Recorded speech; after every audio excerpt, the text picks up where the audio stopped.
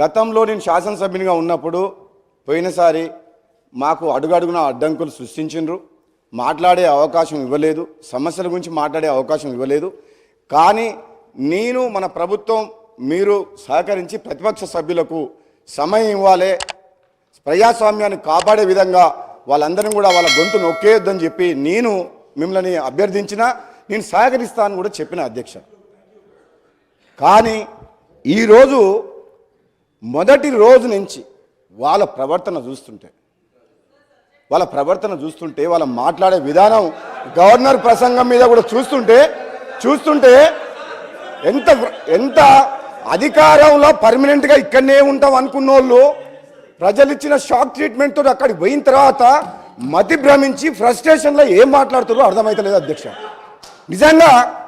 నిజంగా వాళ్ళు ఏమనుకున్నారు, ఈ తెలంగాణ రాజ్యానికి రాజు మీరందరు ప్రజలు, మీరు బానిసలు అనే ఒక భావనలో వాళ్ళు ఉన్నారు.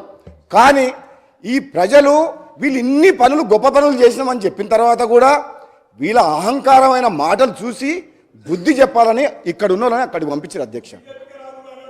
ఇంకా కూడా బుద్ధి రాకుండా ఇష్టం వచ్చినట్టు నోటికి పార్టీలు మారినామని చెప్పి మా కోమటిరెడ్డి బ్రదర్స్ అంటున్నారు. మీ నాయకుడు కేసీఆర్ గారు ఏ పార్టీలో రాజకీయ జీవితం మొదలుపెట్టిండ్రు, ఆ తర్వాత కాంగ్రెస్ నుంచి టీడీపీకి ఎట్లొచ్చిండ్రు, ఆ తర్వాత టీఆర్ఎస్ 3 పార్టీలు మారిన చరిత్ర మీ నాయకుంది. అది మర్చిపోవద్దు అధ్యక్ష. నేను ఎక్కువ మా డిప్యూటీ సీఎం గారు ఈ పవర్ పాయింట్ ప్రజెంటేషన్ శ్వేతపత్రం సంబంధించి కొన్ని విషయాలు చెప్పిండ్రు. దాంట్లో ఆ బుక్లో క్లారిటీగా ఉన్నాయి నెంబర్స్. గత 10 సంవత్సరాలలో వీళ్ళు చేసిన విధ్వంసం వల్ల ఈ విద్యుత్ సంస్థలు ఎట్లా నష్టాలకు పోయినాయి అని చెప్పి శ్వేతపత్రంలో చాలా డీటెయిల్గా ఉన్నది. అందులో లోతుగా నేను పోను అధ్యక్ష. అదేవిధంగా ఈ మంత్రి గారు మాట్లాడిన మాటలు విన్న తర్వాత గౌరవ ముఖ్యమంత్రి గారు కూడా యాదాద్రి పవర్ ప్లాంట్ విషయంలో కానీ భద్రాద్రి పవర్ ప్లాంట్ విషయంలో అవుట్డేటెడ్ టెక్నాలజీ తీసుకొచ్చి ఏ విధంగా మనకు 4 రూపాయల యూనిట్ దొరికే పవర్ని 6-7 రూపాయలకు పోయిందో వాళ్ళు చేసిన తప్పిదం మీద, అదేవిధంగా ఛత్తీస్గఢ్ తోటి మనం ఒప్పందం చేసుకొని సకాలంలో డబ్బు చెల్లించకుండా ఈరోజు బయట ఎక్కువ రేటుకు ఛత్తీస్గఢ్ అగ్రిమెంట్ కాదని చేసిన పొరపాట్ల మీద ఎంక్వైరీ చేస్తామని చెప్పి చాలా డీటెయిల్గా చెప్పారు అధ్యక్ష. వీళ్ళ భవిష్యత్తు ఎక్కువ రోజులు ఏం సమయం పట్టదు. మీరే ఎంక్వైరీ ఆర్డర్ ఇచ్చిండ్రు, ముఖ్యమంత్రి గారు ఆదేశించిండ్రు. దర్యాప్తు సంస్థలు ట్రాన్స్పరెంట్గా బయటకు వచ్చిన తర్వాత వీళ్ళ గురించి ఇప్పుడు ఆలోచించుకుంటే జాలేస్తుంది, బాధ అవుతుంది. రాబోయే రోజుల్లో వీళ్ళ పరిస్థితి ఎట్లుంటుందని చెప్పి భయంకరమైన పరిస్థితిలో మీరు నెట్టబోయబడతారు. మీరు చేసిన తప్పులు మామూలు తప్పులు కాదు. ఈ రాష్ట్ర ప్రజల జీవితాలతో ఆడుకొని ఎన్నో ఆశలతోటి ఆత్మ బలిదానంతో వచ్చిన తెలంగాణని అప్పులపాలు చేసి ఈయన అంటాడు మన మంత్రి గారు, మాజీ మంత్రి గారు కిరసనాయిల దీపంలో చదువుకున్నంట. ఈ కిరసనాయిల దీపంలో చదువుకున్న మాజీ మంత్రి, కిరాయి ఇంట్లో ఉన్న మాజీ మంత్రి 2014లో ఈరోజు నాగారం తుంగతుర్తిలో బంగ్లా కట్టి 1000 కోట్లు ఎట్లా సంపాదించిన అధ్యక్ష? ఎక్కడికి వెళ్ళి వచ్చినాయి అధ్యక్ష? రాష్ట్రాన్ని అప్పుల్లోకి నెట్టేసి, ఈ పవర్ మినిస్టరు విద్యుత్ సంస్థలను అప్పుల్లోకి నెట్టేసి, ఈయన మంత్రిగా మాత్రం భూములు, ఇసుక మాఫియా 1000 కోట్లు దోసుకున్న చరిత్ర ఈయనది మాకు చెప్తున్నా అధ్యక్ష. మరి అన్ని మాటలు నన్ను అన్నప్పుడు నేను మాట్లాడగా అధ్యక్ష, నన్ను పార్టీ మారినవని అన్నాడు అధ్యక్ష.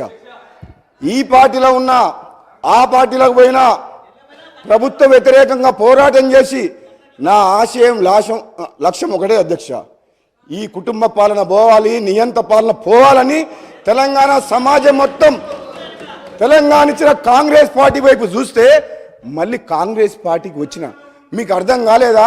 నాలాంటి వ్యక్తి మళ్ళీ వాపసు వచ్చిందంటే మీ పని అయిపోయిందని మీకు అర్థం కాలేదా? నేను వచ్చిన తర్వాత మీరు అటుపక్క పోయిన మాట మర్చిపోకండి. పార్టీ మారింది ప్రజల కోసం. ఆనాడైనా ఈనాడైనా ప్రజల పక్షాన నేను గొంతు విప్పింది తప్పితే వీళ్ళ పదవులకు డబ్బులకు ఆశపడే వ్యక్తులం కాదు.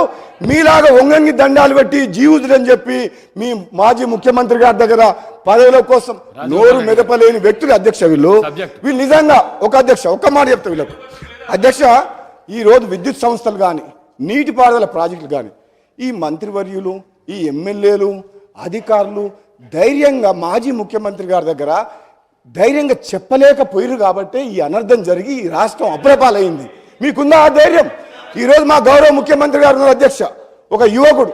మేము చెప్తున్నాం అధ్యక్ష, నిజంగా ఏ సమస్య వచ్చినా ఏ ఏ ఏ నిర్ణయం తీసుకున్నా తప్పుని తప్పని చెప్పి ముఖ్యమంత్రి గారితో చర్చించి నిర్ణయాన్ని మార్పించే శక్తి మాకుంది. మీకుందా అధ్యక్ష? వీళ్ళు ఆయన ముందర నిలబడి మాట్లాడతారా అధ్యక్ష? వీళ్ళు ఒక నియంతలాగా పరిపాలిస్తున్న ప్రజాస్వామ్య కూని వేసి ప్రశ్నించే గొంతు లేకుండా చేసిన ఆ ముఖ్యమంత్రికి మాట్లాడే ధైర్యం వీళ్ళకుందా అధ్యక్ష? వీళ్ళు పదవుల కోసం జీహుజులు అనుకుంటా వేల కోట్లు దోసుకున్న చరిత్ర వీళ్ళది అధ్యక్ష. అధ్యక్ష వీళ్ళు ఈరోజు చెప్తారు అధ్యక్ష, వీళ్ళు ఈరోజు వేదాలు ఒలించినట్టు 10 ఏళ్ళు పాపాలు చేసి ఒక్క నిమిషం సార్, 1 minute